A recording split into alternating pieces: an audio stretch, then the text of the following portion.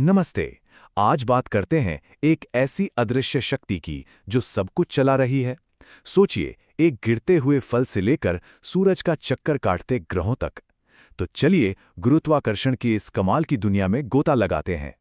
कहानी शुरू होती है एक बहुत ही सीधे से सवाल से। वो सवाल जिसने न्यूटन के दिमाग में खलबली मचा दी और फिजिक्स की दुनिया को हमेशा के लिए बदल दिया। है ना कमाल की बात।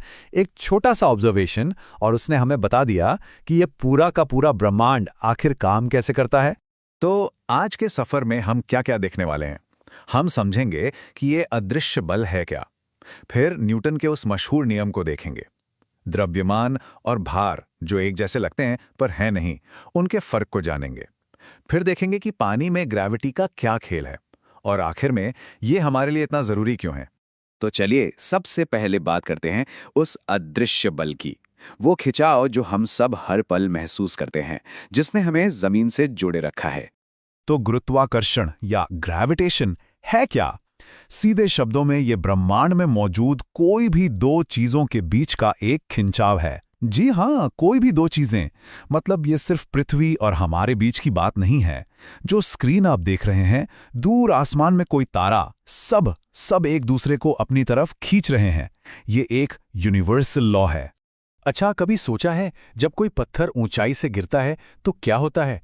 अगर हम हवा के असर को एक पल के लिए भूल जाएं, तो वो पत्थर फ्री फॉल में होता है। मतलब उस पर सिर्फ और सिर्फ एक ही ताकत काम कर रही है, और वो है पृथ्वी का गुरुत्वाकर्षण खिंचाव। बस।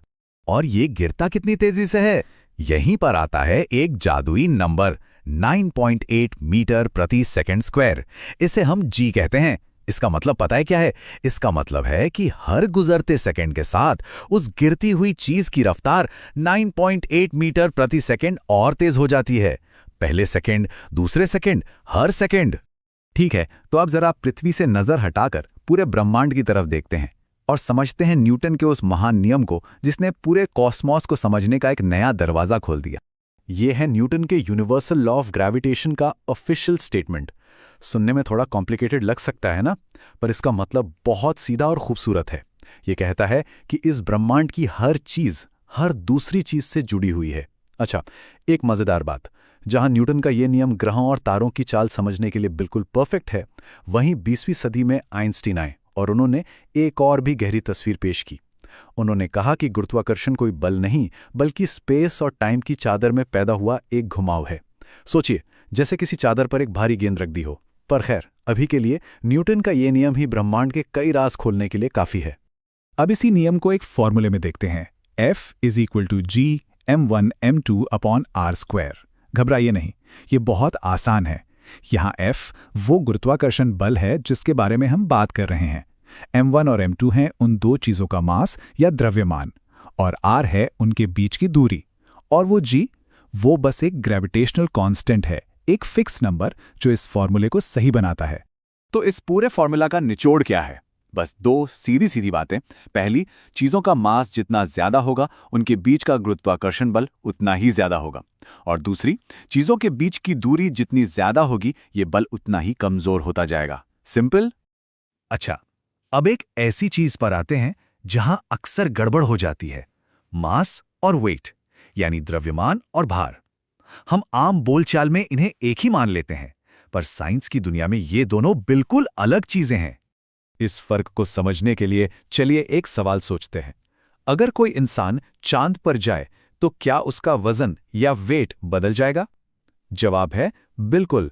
और यहीं छिपा है मास और वेट के बीच का सारा राज।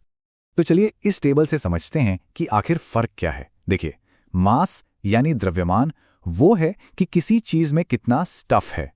इसे किलोग्राम में नापते हैं और ये कभी नहीं बदलता, चाहे कोई पृथ्वी पर हो, चांद पर हो या कहीं भी।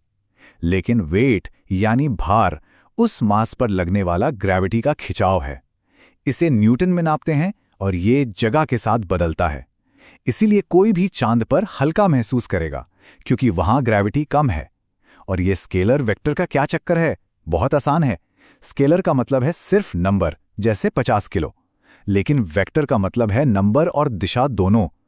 आपका वेट सिर्फ एक नंबर नहीं है, वो एक बल है जो हमेशा नीचे की तरफ पृथ्वी के केंद्र की ओर खींचता है। ये दिशा बहुत जरूरी है। तो अब तक हमने देखा कि ग्रेविटी हर चीज को नीचे खींचती है, पर क्या होगा अगर कोई दूसरी ताकत उसे ऊपर की तरफ धक्का दे रही हो? चलिए पता लगाते हैं कि पानी के अंदर ग्रेविटी का खेल कैसे बदलता है। जब भी कोई चीज पानी में जाती है तो पानी उसे ऊपर की तरफ एक धक्का देता है। इसी को कहते हैं बोयेंट फोर्स या उत्प्लावन बल।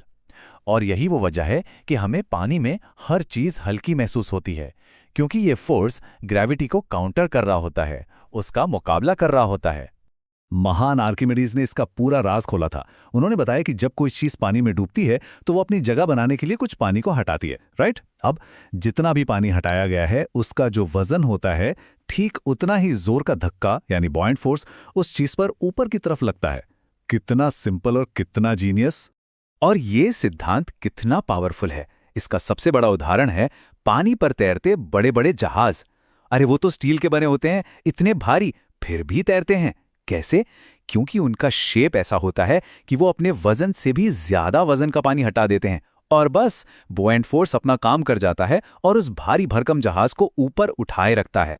तो हमने ग्रेविटी के अलग अलग रूप देखे, न्यूटन के नियम से लेके पानी में उसके असर तक। पर सवाल यह है कि आखिर ये इतना जरूरी क्यों है? Why does it matter? सोचिए जरा, अगर ग्रेविटी न होती तो हम सब हवा में तैर रहे होते, ये ग्रह सूरज का चक्कर लगाना बंद कर देते, समुद्र में लहरें उठना बंद हो जाती और सबसे जरूरी बात, हमारे ग्रह के चारों ओर ये एटमॉस्फेयर ही नहीं होता जिससे हम सांस लेते हैं। ये वो गोंद है जो सिर्फ हमारी दुनिया को ही नहीं बल्कि पूरी पूरी आकाशगंगाओं को एक साथ जोड़े रखता है। तो इस विचार के साथ आपको छोड़ जाते हैं।